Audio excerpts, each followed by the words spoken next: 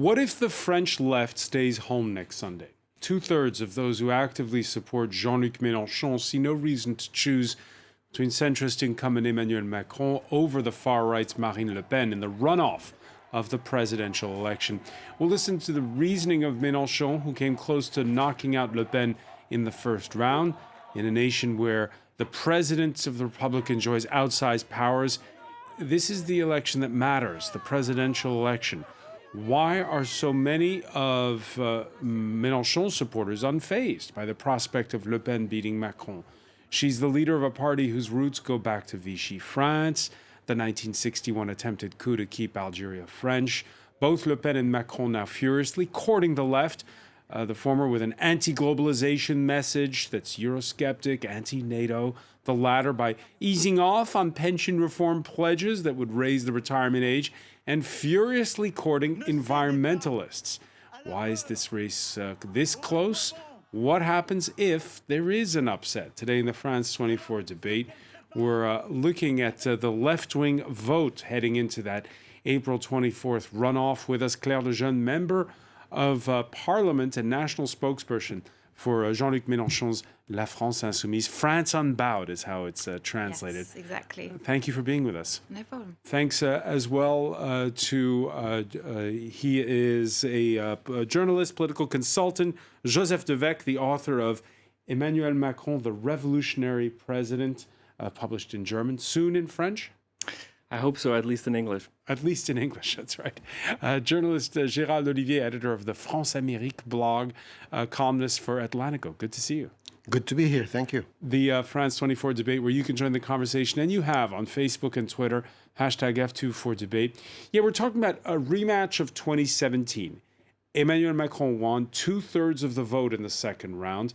Now, in the home stretch of the race, our Ipsos tracking poll consistently showing Macron ahead and outside of the margin of error. In fact, you can see that lead has grown slightly, 12 points. But polls can get it wrong. And after the big bang that was the 2017 election that blew up the traditional right versus left divide in France, there are those, particularly young voters, who no longer adhere to what we call the Republican Pact in France, tactical voting to keep out the far right. These are placards you're seeing from Saturday's rally in Paris. It's a mix. There you see one that says Macron stinks, Le Pen is worse. Others said neither plague nor cholera. And so you see that there's a lot of people in that rally on Saturday who said, well, they're not going to vote. Which are you? Neither plague nor cholera, or Macron stinks, Le Pen is worse? What we've been saying consistently is that there must not be a single vote for Marine Le Pen this Sunday. And the situation is very different from that of 2017 now, because we've had 5 years to see that Emmanuel Macron, who came to power with this promise of going further and going further than the difference between right and left. And what we've seen is 5 years of consistent right-wing policies. So Jean-Luc Melenchon's program and platform and campaign rose hope with those who really believe in left-wing values, left-wing policies. And so all that electorate, young people, came massively to vote for Jean-Luc Melenchon. Also, the Labour class also came to vote for Jean-Luc Melenchon. So for all these people, it's not automatic. It's much harder today. Now we've seen what Emmanuel Macron is capable of. The destruction of these 5 years on the social aspect and on the environmental aspect. It's much harder for them to just automatically give their vote to Emmanuel Macron. So what we are consistently saying is that there must be a fight against the far right, because Marine Le Pen has tried to tone down her image, her platform, but it's still the far right. It's still something that is antinomic with democracy, with even the fundamentals of our republic.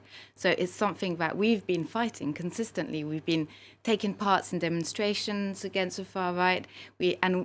with our campaign, we try to fight for ideas, because we can't just have injunctions this time. We've got to have arguments with which we explain why the far right is still such a threat. I want to clear this up for our viewers, but to do so, let me just show people what happened. And you mentioned it, what the leader of your party said in his concession speech after the first round, Jean-Luc Melenchon, insisting that he was not equivocating. We must not cast a single vote for Marine Le Pen. Il ne faut pas donner une seule voix à Madame Le Pen. But he did not say choose the lesser of two evils and vote Emmanuel Macron, and neither did his rank and file. More than 200,000 of them surveyed online in a non-binding vote ahead of the second round. And these are the results. You can see them there. You have, only 1/3 who say outright that they would vote for Emmanuel Macron. And 2/3 either, and it's very sophisticated, France, either casting a blank ballot or not going to the polling station.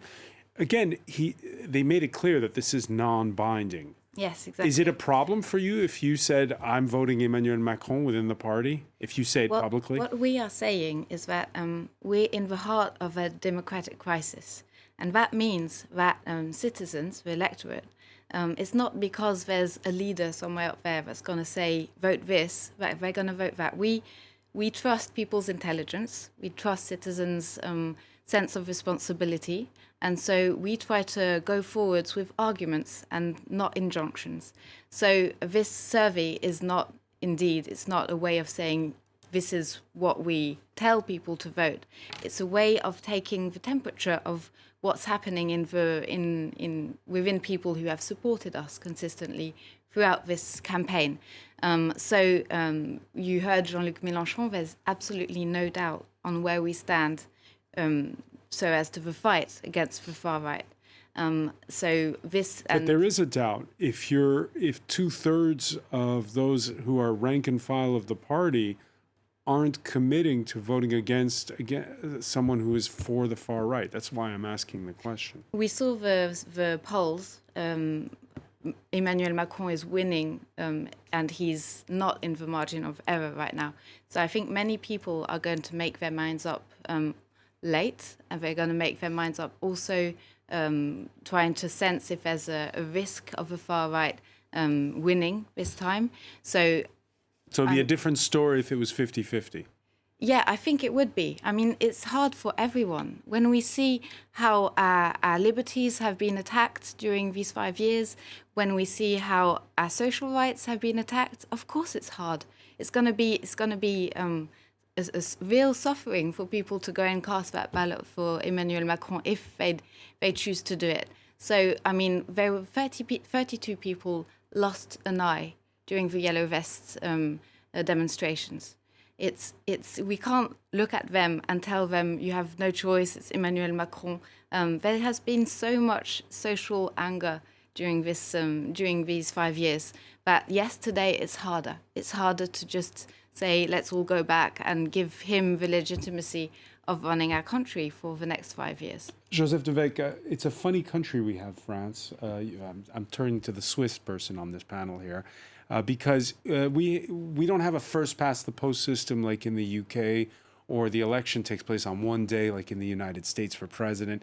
Here you have 2 rounds, and you're supposed to pick in the first round and eliminate in the second round. So your thoughts on Claire's arguments?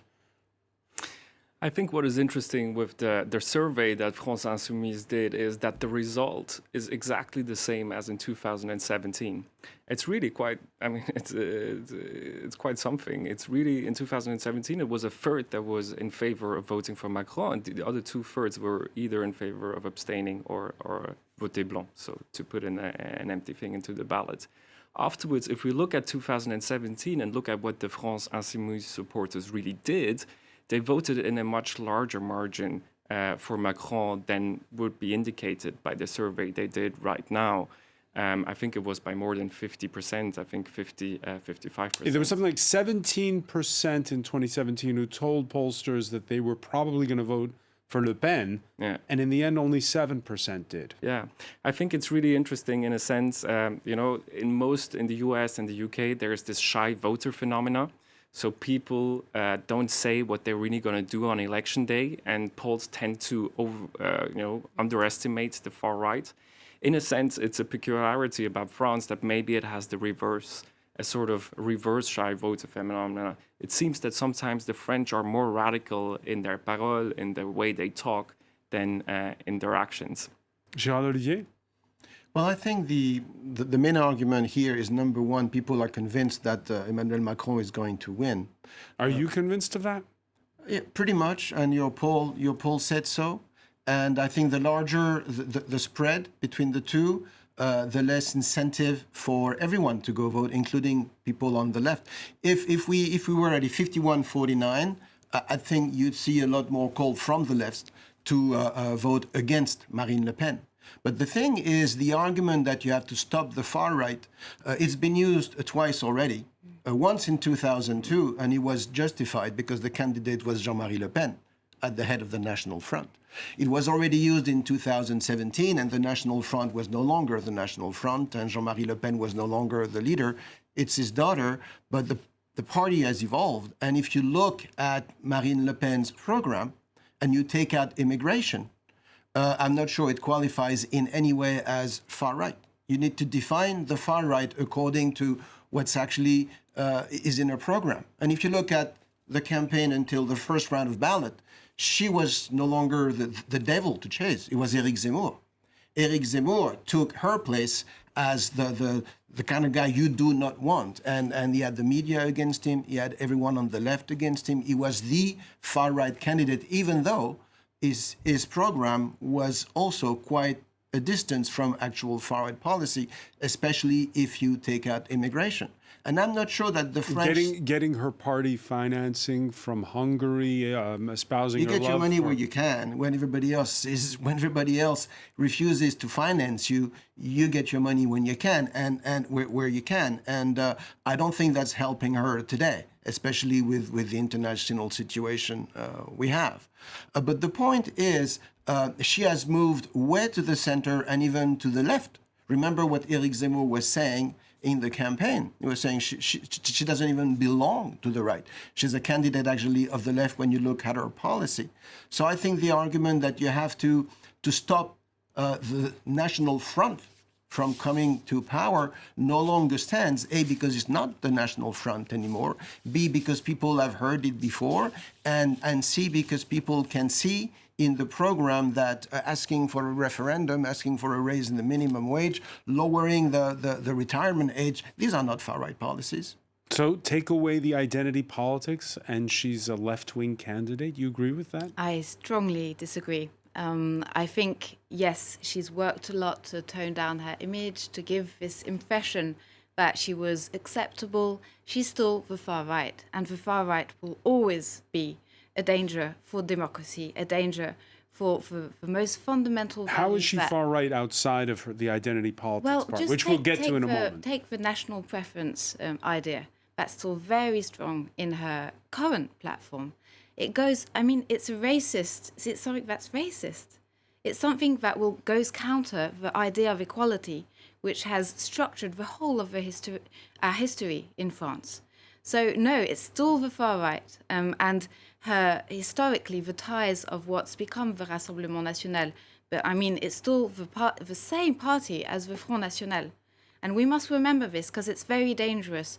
And indeed, the far right has gained momentum in a way that means that we had two candidates on the far right, and it does not mean because Zemmour was an even worse version of the far right than Marine Le Pen, that Marine Le Pen is no longer the far right. And as to what he would be left-wing, if you take his economic platform, it's neoliberalism. So it's not something that's going to benefit. Well, she's for protectionist measures. It's not something. She's not like her father, who was a neoliberal. She wants to reduce social security contributions. So it means wages will rise. That's the visible aspect of it. But it also means that we'll have difficulty financing our retirement schemes, our health service. So all these things are going to be hurtful for labor, for the poorest people in our society. So it's a complete sham to say that she's going to be the candidate of the people. No, her economic program will be hurtful on the social side, on the environmental side. There's nothing on ecology, and she's still the far right. So there's nothing to take in, and she has not evolved. She has not evolved, you say. When students occupied the Sorbonne University last week, many insisted, again, they would vote for neither Emmanuel Macron nor Marine Le Pen. We now have a second turn with only 2 right-wing candidates who are the enemies of the workers and of the youth, and we can't accept that. We can't accept 5 more years of austerity, of pollution. Of austerity and pollution. The youth vote was one of the reasons why Jean-Luc Melenchon performed so well this time around. When you hear that student at the Sorbonne, is there kind of a generation gap building in French politics? Because it shocks some older people to hear young people say those kinds of things.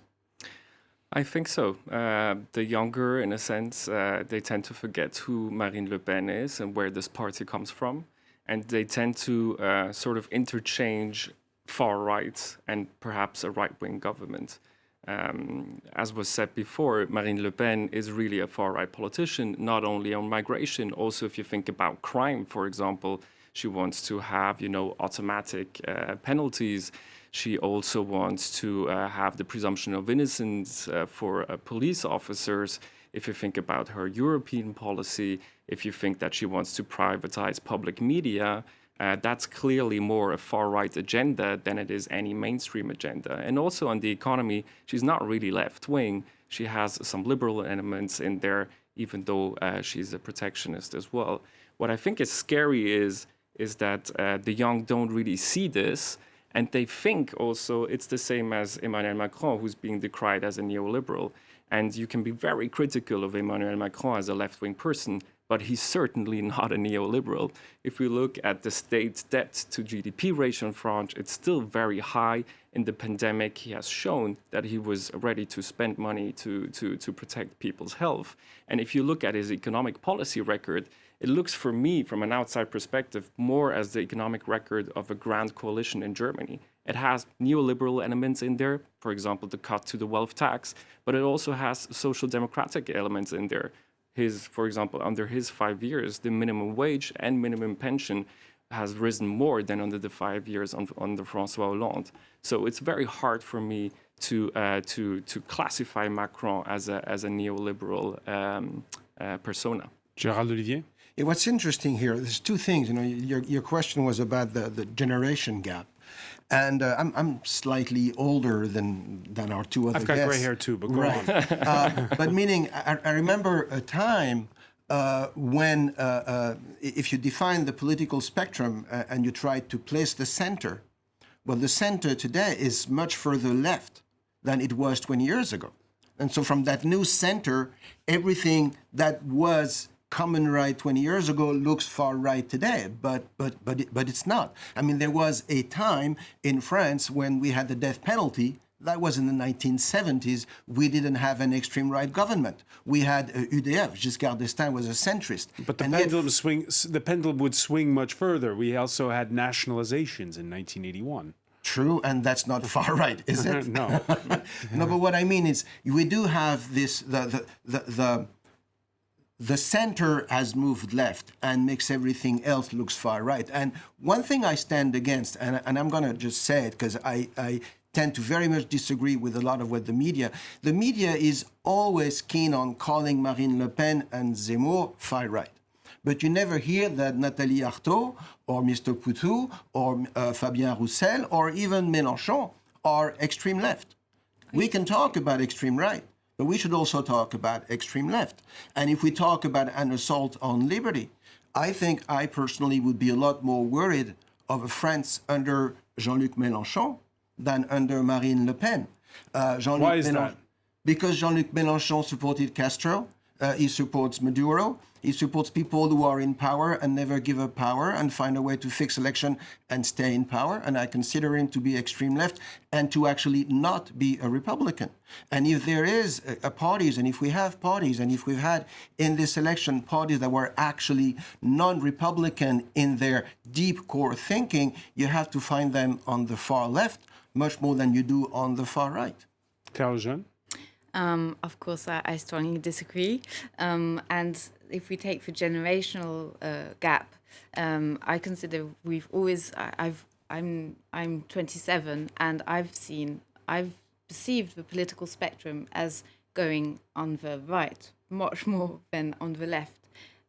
We're talking about neoliberalism, and I mean, since the 70s, the 80s, it's been going that way. I mean, the state has been rolling back on his role, and the markets have taken up a lot more space in the way we deal with our commons, nature. I mean, everything has been privatized, liberalized, and if you take ideas, just take this election in France. We had Zemmour and Le Pen. So it's not possible to say that the political spectrum has gone further left. It's gone further right, because for me, Emmanuel Macron is fully right-wing and neoliberal, sorry. And we've got two candidates, and one is worse than anything we've heard in our country for decades. If you add up, Gérald Olivier, the score of Le Pen and Zemmour in the first round, you're more than 30%. That's got to be a record for the far right in France. Once again, if you consider Zemmour to be a far right, he's a conservative traditional right, but I don't consider him to be far right. Once again, you have to go beyond the identity and immigration politics, and you have to look and listen at what people say. The funny thing here is that... I mean, he spent his whole campaign talking about Islam and talking about... because he based his campaign on identity politics. But the funny thing is that people will deny that immigration is any larger today than it's been for the past 40 years. If you read the media, if you look at statistics, there are all kinds of ways that are trying to tell us that no, immigration is not an issue and there are not any more immigrants in France today than there were 40 years ago. And you only have to look outside to perceive something quite different. Same thing, Claire here says that the spectrum has moved to the right because Macron is a neoliberal. But we've always had neoliberalism. And the debate between what a productive economy can do lasted for the first 2 years of the Mitterrand presidency. And we found out that leftist policies were mostly unproductive and bringing inflation and deficit. And they were stopped when he changed prime minister and called in Fabius to put the house back in order. So that debate should be over. And the fact that some people are using it, if you're a neoliberal, if you believe in free market, then you're automatically far right. Well, I find that to be a very far cry from fair politics. Joseph Devec? Yeah, I think it's quite surprising that in France one can classify someone like Éric Zemmour as not far right. I think in any other European country, he would not only be far right, but he would be to the furthest to the far right I can think of. In my country, even that has a strong history of far right, we have a far right party that has more than 25% of the vote. But what Zemmour is saying is really going much further, and he's clearly not in the Republican camp either. You know, he has been saying himself that would he be elected, he would have to get away with les contre-pouvoirs or, you know, curtail them in. So I'm not sure at all. Scrap checks and balances. Scrap checks and balances. And if you say something like this, and again, if we have in the program of Marine Le Pen that, you know, on the surface, truly has moderated her stance on some issues. But if she's saying stuff like, I want to privatize, you know, public TV, and she portrays herself to be, you know, the politician that wants to defend state services and service public everywhere else, this is about, you know, getting rid of checks and balances. So for me, Éric Zemmour, he's far right. We can discuss on all the identity politics issues, but he's clearly also not in the Republican camp. Let's listen to what Marine Le Pen is saying on the campaign trail. She was on a visit to Normandy earlier. talking about cost of living or trying to put the accent there, even when supporters drew her back to identity politics. We only have Brazilians working in slaughterhouses. That's not right. No, it's not right, but we have to increase salaries too. But we have to increase salaries too. Claire Lejeune, she ran an effective campaign in the first round. She ran a very discreet campaign. We didn't hear her much. She wasn't very visible. She was out she left all the, Zemmour was very visible, he was on all the media, and so he kind of took that very radical part of the far right, so the far right, and so now she can arrive and present herself as someone who can but here, bring people together. Reaction to what we just heard. Yeah. So there's a support of her saying there's too many Brazilians who work at the slaughterhouse, and she's saying yes, but we also have to raise the wages. Yes, because it's very funny because now the radical left that we represent have come up as kingmakers here. So both Emmanuel Macron and Marine Le Pen are now trying to get our votes. And what she's saying on the social aspect does not at all erase the fact that the platform of the Front National, then the Rassemblement National, is a racist platform. It is not a Republican platform, and it goes against the core values of this country. And we will never stop fighting that. And it's not because for a week she's going to talk about social things that we're not going to stop seeing her for what she is. And that is a far-right candidate that would be a very serious threat on and also on social cohesions, because she's someone who's saying, I'm going to ban headscarves. We have to measure what that's going to cause in terms of social distress and social conflict in our country. If that's what her platform is also a way of pitting people against each other. She's not just eased off on that a little bit this Monday. She's talked about instead not having a blanket ban in public spaces.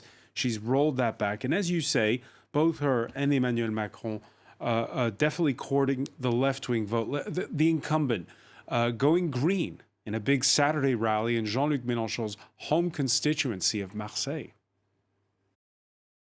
The choice is clear. The far right is a climate skeptic project, a project that wants to leave Europe's climate ambitions, that wants to destroy windmills, one of the only projects of this campaign that it does not believe in. We believe in it, and we will do it. And he's gone even further. I believe he's been inspired by Jean-Luc Melenchon's platform, talking about that now the Prime Minister's office will have an enhanced environmental portfolio. I forgot, I wrote down, but the exact term he's employing for that. Is this what politics is about? It's not black or white, but you're influencing policy, and maybe that'll work. Yes, we are, and I hope we'll influence the political spectrum and make it move further left. But it's quite amusing hearing Emmanuel Macron. It's kind of become hard to believe what he says. He's someone who started his campaign in 2017 with a book called Revolution. And if we take the issue of environmental issues and climate change, he was the president who said, make our planet great again, and who had all these discourses on the fact that it was urgent to change. He's someone who his government has been twice condemned by justice in France for inaction regarding climate change. I come from a generation, we read the IPCC reports, and if you tell us we have 3 years to change things or we're going towards climate chaos, this cannot be enough for us. He has not at all put in place the policies that we are hoping for on climate change. And is that the issue for young people? I think it is, because if we know that we have so little time to act, the hope that was encouraged by Jean-Luc Melenchon's campaign also comes from that. There have been very big movements, the climate movements, Extinction Rebellion, in which many young people took part because it's their only hope. I mean, voting for us, it's something vital. It's not just choosing between different political platforms. It's a question of which political platform will enable us to have a future. It's nothing less than that. And the reason I personally started doing politics is this one. We have no time, and we are facing political platforms and political representatives that are not at all taking this into account. And Emmanuel Macron, for me, even though he has the discourse of we know it's serious, we have to act, in his policies it's climato-sceptic, because he does not take into account the urgency and the level of transformation we are going to have to implement in our country if we want to be at the level of urgency. Joseph Devec, what was your reaction last week when you saw Emmanuel Macron visit, I believe it was a wind turbine factory in Le Havre?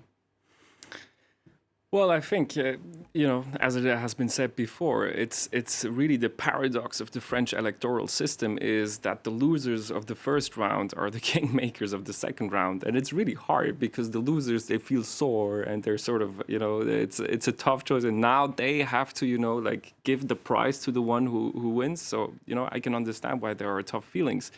But on the environment, it is obvious that Macron hasn't done enough, and that his campaign program is not in perfect agreement with the Paris Accords. But it's not true that he hasn't done anything either. He can point to one or two things. For example, the airport by Nantes that he closed down at the very beginning. That was a sort of courageous choice that a lot of politicians before him didn't do. But obviously he has a lot to make good, and now he's trying to pivot towards the Greens and even employing terms used by the France Insoumise or the Greens, like the green planification, to get their votes. I mentioned, Gérald Olivier, we get back to this issue of a generation gap, because we mentioned at the outset of the discussion, my introduction, I talked about 1940 and 1961. Is any of this stuff relevant today? Well, we are in a way in a political crisis that Macron started himself, and we're still trying to make sense of it. But as you mentioned in your introduction as well, 2017 saw the implosion of the Socialist Party, which split. But what's changed in 5 years is the climate emergency has gotten worse, and that's what Claire was saying. If you believe in that. If you believe in that, what I mean is that, and if it may reassure you, our planet and your generation has a lot more ahead of it than what the IPCC tells you. So you can stay slightly more at ease in that regard. Other issues may actually present much more radical and tragic choices, and reality has a tendency to take over, and I'm referring to what's happening in Ukraine. Ukraine changed the campaign, and Ukraine changed the priorities, and all of a sudden the climate disappears. Now the war has been going on for over 50 days, and it's reached a point where people got used to having it just outside, or in Europe, but outside the borders of France, and somehow other issues can come back to the forefront, such as the climate. But isn't everything linked? The cost of living has gone up in part because of the price of Russian gas. The cost of living started, sorry to interrupt, but it started going up way before. And also the idea of we're realizing with this war in Ukraine that we're dependent on yes, we are. Raw materials that come from the other side of the earth, and true, and that's an environmental issue. True, and France has assets that it gave up on, that it's beginning to reconsider, such as nuclear power. But to go back on the issue of purchasing power, the issue that Marine Le Pen was trying to stress, apparently it's the number one issue for most voters. And behind this election, we do have a division. We have a division between an urban, affluent, rather old electorate who's behind Macron. And we have the forgotten France, the France of the périphérie, the forgotten France, people who, the Gilets jaunes, who were really demonstrating because the price of gas was something that they could not afford when they need a car every day because the state took away the trains from them and other social things that they got used to. So we do have that conflict which has not been resolved so far. And that's what also Marine Le Pen is not basing her popularity, but hoping to capitalize on. So which side were you on during World War II or the Algerian War of Independence are less relevant today? The left versus right is less relevant than it was in the traditional terms, traditional sense. What is the big fault line today in French politics, Claire? Just before that, I'd like to stress that believing or not in what the IPCC says is not a question of political opinion. It's science. And I think it's very serious today to say that climate change is not a problem and that I should be settled because my generation will live these consequences fully, and it's something that's major and that will restructure the whole of our political system. And so we have no choice but to tackle this. So really, I just wanted to stress that before. And I think since Emmanuel Macron got into office with this promise of going beyond the left, the right, that I think we've seen that roll back. I think we've seen that the history of the left, the way it conceives the economic system, the way it has strong ties also with, the Republic in France, it was built in part by the left, by left-wing movements. And the strength of Jean-Luc Melenchon's campaign and our 22% also shows that the fault line is still between the right, who is clearly today Emmanuel Macron, and the far right. You say it's clearly Emmanuel Macron, but we saw the Socialist Party collapse in this election. Exactly. Isn't it partly because, as Joseph Devec was saying, seen from outside of France, Emmanuel Macron's party has a wide spectrum in it, yes, with ideas that go from the right to the center-left. But what Jean-Luc Melenchon has managed to do is rebuild a strong left, and it's a strong left because it's high in voting, but it's also a strong left in the sense that it has not given up the idea that we can change things. Basically, since 1981, there's been a rollback of the idea that if the left is in power, it really changes things. And those people, and that's a question of how we conceive the market, because for me, the mistake of the Socialist Party and the reason today it's not at all relevant at all and it has completely crushed is that it has completely accepted that the only way to do politics was finally to just guide the market in one direction or another. All the meaning of when we talk about planning is that we're going to go counter the market logic on certain aspects.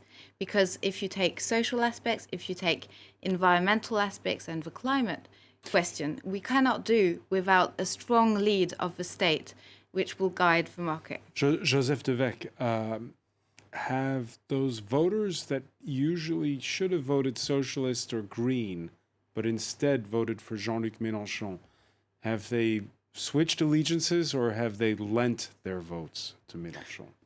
Well, I think Mélenchon has done a sort of smart thing out of his perspective, and it is massively upping his environmental program and on climate change. And I think by doing this, and by doing this over a couple of years, he really has won over some people who voted green to his camp. But what we've seen over the last couple of weeks is, Mélenchon, about 2 or 3 weeks in the polls, he was at 12, 13% or something. He ended up at 20%. So you can probably say that this gap between these 12, 13% and the 20% he got on Sunday is what is mostly tactical voting. People, coming up.